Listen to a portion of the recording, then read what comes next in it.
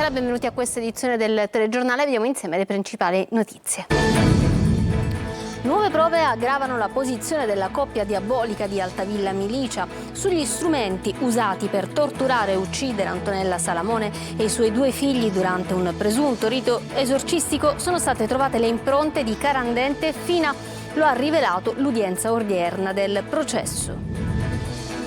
Altro colpo alla mafia, a Catania smantellata la rete che intascava il pizzo sul commercio e il trasporto degli agrumi nella Cese. Il boss dava ordini dal carcere, 8 arresti. Un nuovo pentito accusa il sindaco di Paternò, Nino Naso. Sebastiano Di Mauro fa ammettere a verbale di essere a conoscenza dei rapporti fra Naso e gli esponenti della famiglia Morabito.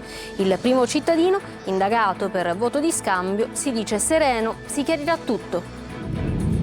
A Palermo arrestate 11 persone per evasione fiscale al fine di riciclaggio. Arrivava fino a Milano la nuova frontiera degli affari di Cosa Nostra, alleata con l''ndrangheta.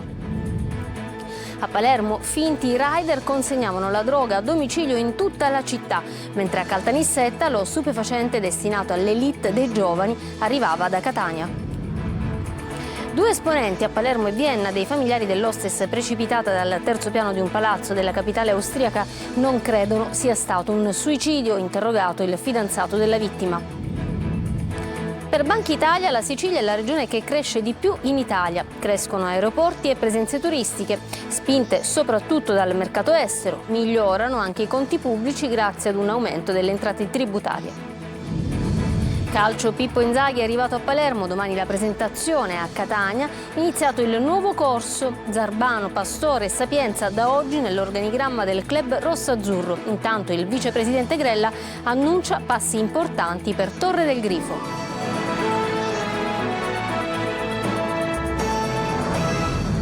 Bentrovati, in apertura la strage di Altavilla Milicia, rinvenute anche le tracce di Fina e Carandente sugli attrezzi usati per le torture. La notizia è emersa nel corso dell'udienza odierna del processo. Marco Gullà. Massimo Carandente e Sabrina Fina, la cosiddetta coppia diabolica della strage di Altavilla Milicia, avrebbe partecipato alle torture nella Villetta degli Orrori nel febbraio del 2024. Sugli attrezzi utilizzati per le torture con cui vennero uccisi Antonella Salamone e i suoi 2 figli, Kevin ed Emanuele, durante un folle rito di liberazione dal demonio, sono state trovate anche le tracce della coppia imputata della strage, insieme al muratore Giovanni Barreca e alla figlia più grande. I 2 si trovavano nella casa, la notizia è emersa nel corso dell'udienza odierna del processo. Sul phon e sull'attizzatoio della cucina utilizzati dagli assassini sono state trovate anche tracce e impronte della Salamone e di Kevin. Un'udienza molto lunga, quella odierna, in cui sono stati presentati tutti i risultati delle analisi eseguite sulla villetta della Rissa e all'esterno, dove furono trovate parti del corpo carbonizzate della donna uccisa e poi data alle fiamme. Nel corso del processo è stato sentito anche il cognato di Barreca, Calogero Salamone, che avrebbe raccontato di un rapporto burrascoso tra i 2 coniugi. Il cognato, ha detto l'avvocato Giancarlo Baracato, che difende Barreca, ha però affermato di non aver mai avuto notizie di episodi di violenza da parte di Barreca nei confronti della moglie e ha assicurato che se il marito fosse rimasto da solo non avrebbe mai compiuto quei delitti. Il clan Laudani imponeva il controllo sul commercio e sul trasporto degli agrumi nella Cese, le estorsioni trasformate in provvigioni per eludere i controlli. Il boss dava ordini dal carcere, 8 arresti. Luca Ciliberti. La mafia cambia ancora una volta pelle, si mimetizza tra le imprese legali e maschera il pizzo sotto forma di provvigione di fantomatici procacciatori di affari. L'operazione Lumia, condotta dalla Guardia di Finanza di Catania e coordinata dalla Procura etnea, ha fatto luce sugli affari del clan Laudani, che avrebbe condizionato illecitamente e monopolizzato il mercato degli agrumi, soprattutto dei limoni e dei relativi trasporti nella zona della Cese.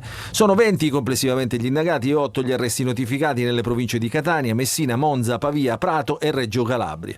Invece di incontrarsi in un'area di servizio, in una campagna spersa o in una cantina per consegnare in contanti la mazzetta al soggetto mafioso, si fa un contratto regolare che ovviamente è solamente una copertura per giustificare poi il movimento di denaro verso il sodalizio. Secondo l'accusa, il capo dell'organizzazione sarebbe Orazio Scuto, già detenuto in regime di massima sicurezza, che dal carcere impartiva gli ordini utilizzando cellulari con schede intestate fittiziamente ad extracomunitari. In tutte le indagini, e compresa in questa, Ancor più in questa si rileva come dal carcere, come se si fosse in un hotel dal quale si telefona tranquillamente e si danno disposizioni criminali verso l'esterno. Le indagini hanno accertato che numerosi imprenditori intenzionati a operare nel mercato accese degli agrumi per avervi accesso dovevano sottostare alle regole di scudo. Le figure giuridiche del procacciamento d'affari servivano per schermare determinate attività che erano illecite.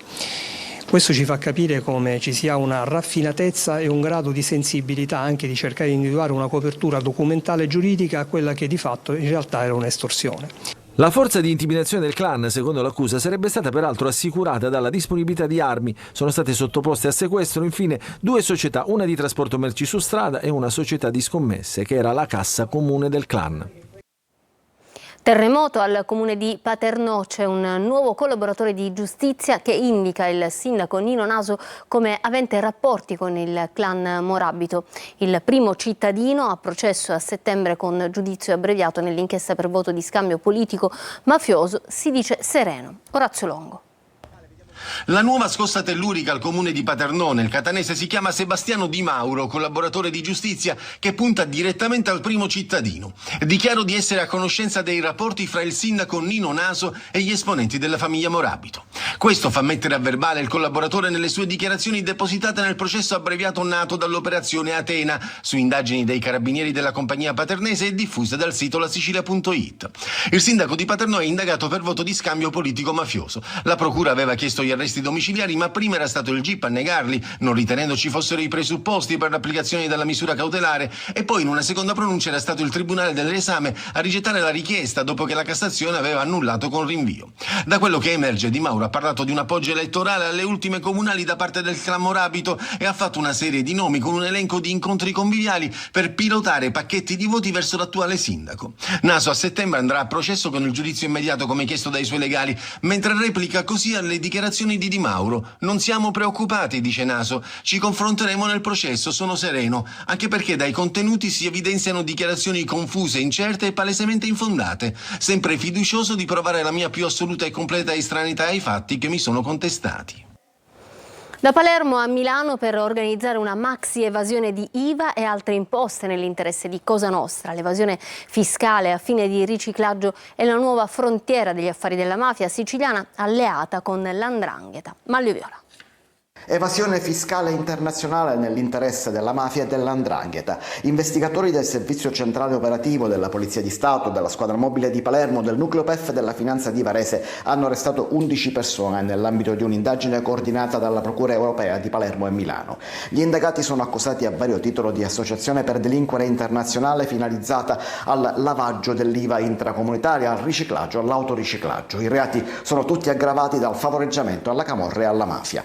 L'inchiesta è la prosecuzione di un'attività di indagine che il 14 novembre scorso portò a 47 arresti, smantellando un'organizzazione internazionale che operava in Italia, Spagna, Svizzera, Singapore e negli Emirati Arabi Uniti. Allora fu disposto un sequestro per oltre 650 milioni di euro. In quella circostanza si è reso irreperibile il presunto capo dell'organizzazione, un belga, catturato poi 6 mesi dopo, lo scorso 26 maggio, all'aeroporto di Milano Malpensa, dopo essere arrivato con un volo dall'Albania. Una mano agli investigatori in questi mesi l'hanno data anche a diversi pentiti come Stefano Alchieri, che faceva parte di una delle associazioni e dunque era a conoscenza di tutti i codici per comprendere i documenti che erano stati sequestrati. Alchieri non è l'unico indagato ad aver scelto di collaborare con i magistrati della Procura Europea, tanto che le cosche di mafia e 'ndrangheta stavano già pensando di passare all'uso delle armi per mettere tutti a tacere. Le indagini, scrive il GIP che ha disposto gli arresti, cristallizzano una situazione tuttora in atto che prosegue da anni e che porta a enormi danni complessivi per l'erario, oltre ai riflessi dirompenti per la concorrenza e per l'incolumità pubblica stessa. Sempre a Palermo, in un'operazione antidroga, arrestate 8 persone, gestivano lo spaccio di cocaina e hashish in città grazie ad una catena di montaggio che utilizzava in strada per le consegne pusher travestiti da rider. Simona Mazzone. Non pizze o altro cibo da asporto, questo rider su 2 ruote con zaino in spalla e logo in evidenza è in procinto di consegnare marijuana e hashish ai clienti spalmati su tutta Palermo, fino a Mondello, ma soprattutto nei quartieri di Ballarò e della Vucciria. Insospettabile, abbigliato così per non rischiare i controlli, è stato invece beccato ed è uno degli 8 arrestati, tra loro pure un esponente di spicco della mafia nigeriana, da oltre 100 finanzieri che all'alba hanno eseguito 17 perquisizioni tra Palermo e Villa Abate, anche nei confronti di incensurati impiegati nell'organizzazione per custodire in casa droga e denaro, con le banconote raccolte in mazzette da 1.000 euro, sigillate in buste sottovuoto come queste, trovate grazie al fiuto dei cani con l'unità cinofila. Mentre altri ai domiciliari, non potendosi allontanare da casa, gestivano una specie di control room da dove smistare gli ordini ai pusher in strada, decidendo tempi e consegne per la drug delivery. I pusher, una volta attivati utilizzando motorini o biciclette elettriche travestiti da rider, consegnavano la droga. Una catena di montaggio impegnata anche 20 ore su 24, con circa 100 ordini quotidiani e un guadagno di oltre 3.000 euro al giorno. Solo nell'arco temporale dell'inizio delle indagini sono state registrate cessioni di cocaina e hashish per oltre 700.000 euro. Ancora droga, a Caltanissetta sgominata un'altra rete di pusher che vendeva cocaina, hashish e marijuana ai giovani delle famiglie più agiate, della elite. La droga veniva acquistata prevalentemente a Catania per poi essere spacciata sul territorio nisseno. Rita Cinardi.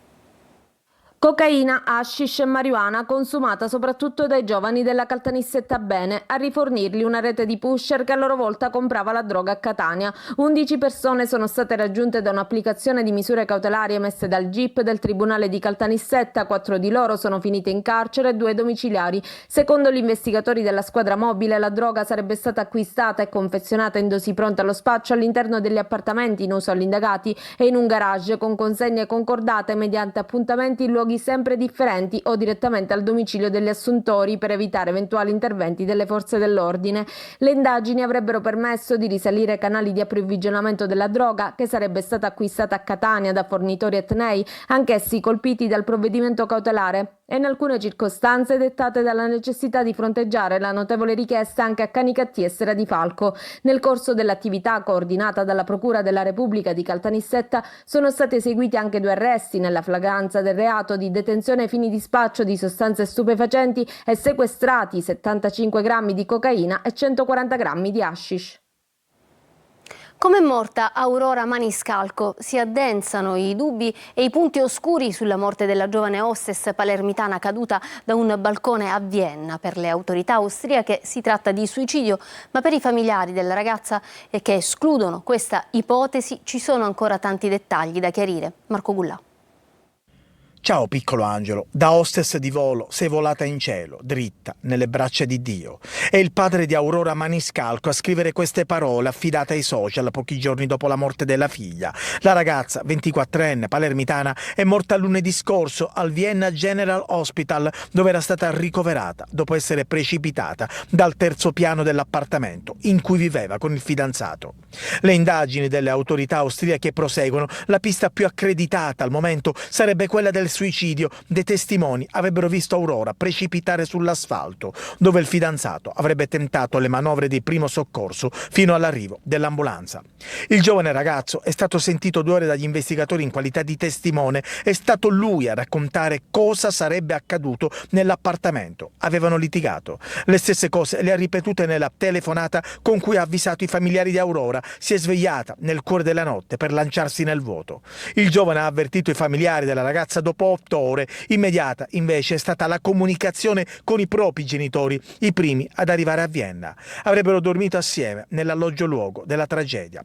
I familiari di Aurora però continuano a ribadire che la ragazza non si è suicidata. Noi non accusiamo nessuno, ma ci sono molte cose da chiarire su quanto è successo, spiegano alcuni parenti. Ad esempio, perché nel profilo WhatsApp di Aurora non c'è più la sua foto? Perché non si vede più l'ultimo accesso? Secondo i medici e i poliziotti è opportuno eseguire l'autopsia.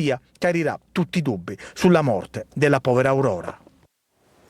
E a Catania continuano le indagini sul caso della 18enne colpita all'occhio da una pallottola esplosa per sbaglio dal fidanzatino 16enne indagato per lesioni. L'arma non è ancora stata trovata. Il presidente Mattarella intanto dice periferie come non luoghi in cui si dissipa il futuro dei giovani. Lorena Dolci. Lui, lei e la pistola. Sono due ragazzini, 16 anni appena compiuti lui e 18 anni lei. La fuitina e poi la convivenza in un alloggio occupato abusivamente. Scene di vita familiare nel quartiere Enesima, periferia di Catania. Lì, sul tavolo della cucina, quell'intruso che fa sentire grandi, la sua pistola personale. Un'arma giocattolo modificata per sparare per davvero. Poteva essere una tragedia ben più grave. Il ragazzo che si sente uomo mostra la pistola, fa sfoggio del nuovo acquisto, poi mentre fa per posarla un colpo parte per sbaglio. La compagna viene colpita all'occhio, il nervo ottico è danneggiato irreparabilmente. Si inventano la bugia della pallottola vagante, ma la verità viene presto a galla. Il minore adesso è indagato a piede libero per lesioni gravissime e porto abusivo di armi e munizioni. Arma, fra l'altro, che non è ancora stata trovata, abbandonata e forse recuperata da qualcuno, quelle stesse mani che l'hanno progettata.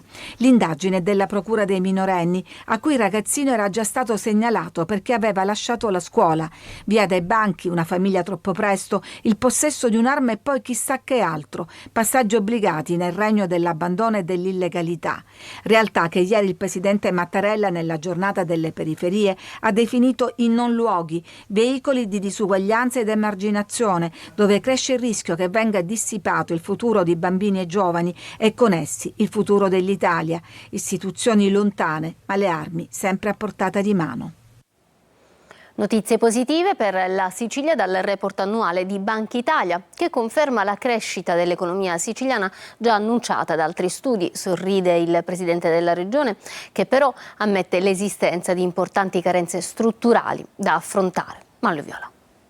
Crescono le presenze turistiche spinte soprattutto dal mercato estero, crescono anche gli aeroporti siciliani che mostrano un incremento del traffico passeggeri doppio rispetto alle maggiori presenze turistiche, ma migliorano anche i conti pubblici grazie a un aumento delle entrate tributarie quasi del 15%. Sono i dati del report annuale di Banca Italia, secondo il quale la Sicilia è la regione che cresce di più nel paese e cresce comunque più della media nazionale. L'isola in questa fortunata congiuntura è il motore di crescita dell'Italia.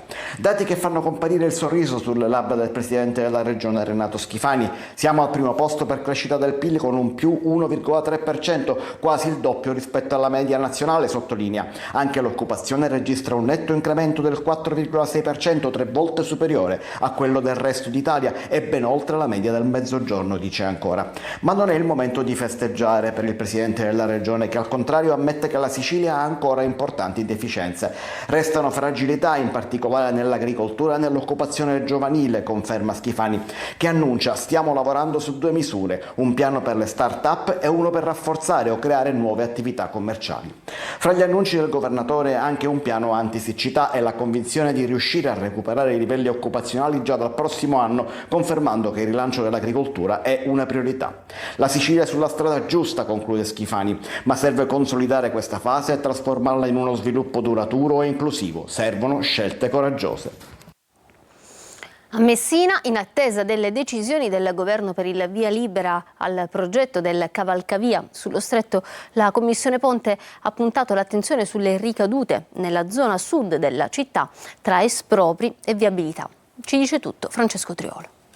Sino allo scorso anno si pensava che gli effetti dell'eventuale realizzazione del ponte sullo stretto sarebbero stati limitati alla zona di Torrefaro, Ganzirri. La definizione del progetto e degli espropri però ha tolto il velo su quello che sarà per tutta la città, anche a sud, in particolar modo in via Marco Polo e nella zona del torrente San Filippo. Così il sopralluogo della Commissione Ponte e dei tecnici della Stretto di Messina, gli ingegneri Gioacchino Lucangeli e Daniele Scammacca, hanno fatto toccare con mano il progetto. Qui verrà realizzata a 15 metri di profondità la galleria artificiale di 160 metri, da dove sbucheranno i binari che collegheranno il tracciato ferroviario proveniente dal ponte a quello esistente, sino alla nuova stazione centrale che ancora non si conosce dove verrà realizzata, se proprio a Contesse o a Gazzi. Saranno mesi, anni di lavori in cui una delle strade più trafficate della città a sud sarà smantellata e poi ricostruita. Poco più avanti invece nel villaggio Urra diventerà pista di cantiere per consentire ai mezzi pesanti di accedere dalla tangenziale. Naturalmente ci saranno espropri e demolizioni, a cominciare da una fila di palazzine dove adesso ci sono decine di famiglie che dovranno essere ricollocate e risarcite, ma anche attività commerciali che dovranno spostarsi. Insomma, alla vigilia della decisione del CIPES per il via libera ai lavori, sta maturando sempre più la consapevolezza di come i cantieri per la realizzazione del ponte e soprattutto delle opere collegate investirà tutta la città, con disagi inevitabili e lunghi. Estate, musica, è stato presentato a Catania il cartellone estivo del Summer Fest 2025, una edizione con moltissimi artisti amati dai più giovani, dalla generazione Z, ma poi anche con un mostro sacro della musica italiana, Gianna Nannini. Ferlito. Dal Giardino Bellini al cinema sotto il castello, il Catania Summer Fest 2025, presentato oggi al Palazzo degli Elefanti, accende con arte, concerti e spettacoli anche gli angoli più periferici della città. Mai come quest'anno, lo sottolinea il sindaco Trantino, è rivolto a tutti. Perché i cittadini si sentano coinvolti e non periferici, parlo di chi abita un po' più ai lati della nostra città, e perché molto spesso vengono dimenticati. Cioè noi vogliamo che loro possano assaporare questi momenti di brio, non solo venendo a guardarli fra le bellezze del centro storico, ma anche potendo goderne e disporre dalla piazza vicino casa. L'appuntamento più atteso per l'estate siciliana, annoverato ormai tra le rassegne più importanti d'Italia, è quest'anno rivolto ai giovanissimi. Moltissimi gli artisti acclamati dalle generazioni Z, ma che piacciono anche agli adulti. Avremo un'offerta più rivolta ai ragazzi un po' più piccoli, alle nuove generazioni. Ci sarà il nostro Teatro Massimo Bellini che seguirà più di qualche concerto. Chi vorrà sognare a occhi aperti in una cornice stupenda, in tante cornici stupende, avrà modo di farlo. Tra i primi artisti in programma Claudio Cecchetto, prima data alla Villa Bellini, in programma il 5 luglio, e poi Alfa, Lazza, Sfera Ebbasta, Capo Plaza, Irama, Joliet, Lucio Corsi, Anna Pepe, Taranai, Rocco Hunt, Bruno Risas, solo per citarne alcuni, e poi un mostro sacro della musica italiana come Gianna Nannini, attesissima l'orchestra del maestro Morricone, From Ennio with Love, in programma alla Villa il 18 luglio. Turisti e siciliani affolleranno le piazze, sarà un'estate di sorrisi ma anche di arricchimento culturale, sotto un cielo di stelle, il mare, l'Etna. Una pausa per la pubblicità, poi lo sport.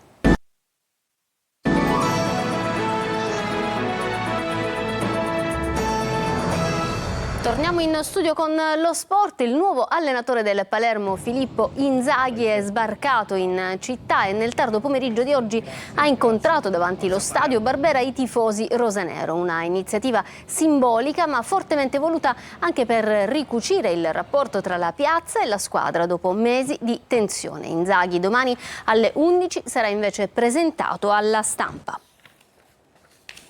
Il nuovo corso del Catania, presentati DG, DS, è responsabile della comunicazione. Il vicepresidente Grella annuncia passi importanti per Torre del Grifo, mercato, priorità alle cessioni, ma si farà di tutto per trattenere Inglese e Cicerelli. Sentiamo Tonino De Mana.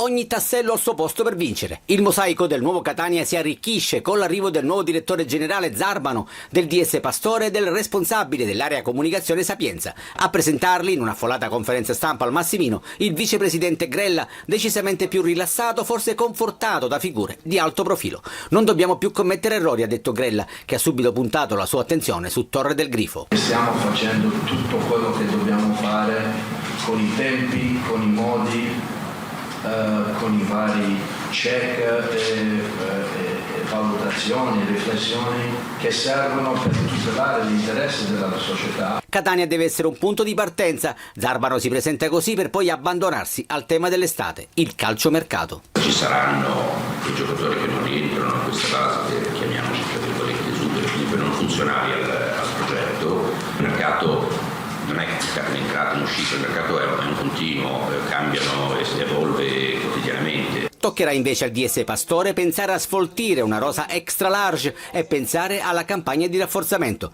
La priorità è trattenere i pezzi pregiati come Roberto Inglese. Con Roberto ci siamo sentiti in questi giorni 2 o 3 volte Lui ha manifestato il piacere di continuare a vestire la maglia del Catania, perché si è trovato benissimo con la società, benissimo con la città. E su Cicerelli? È un giocatore del Catania, il Catania lo vuole tenere, sicuramente più avanti ci siederemo con Emanuele e troveremo una soluzione giusta per tutti e due. Suona la carica Sapienza con la sua strategia di comunicazione che equivale a sviluppare un piano editoriale. Tutti abbiamo il dovere di dare il 200% perché il nostro obiettivo è chiaro.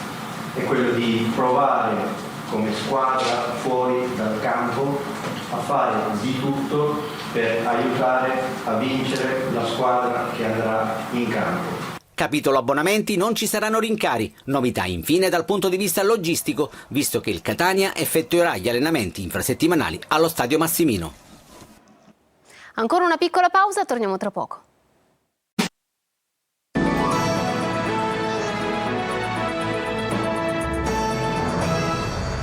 Bene, non ci sono aggiornamenti per questa edizione di TG Sicilia è tutto. Grazie per essere stati con noi, buon proseguimento di serata, arrivederci.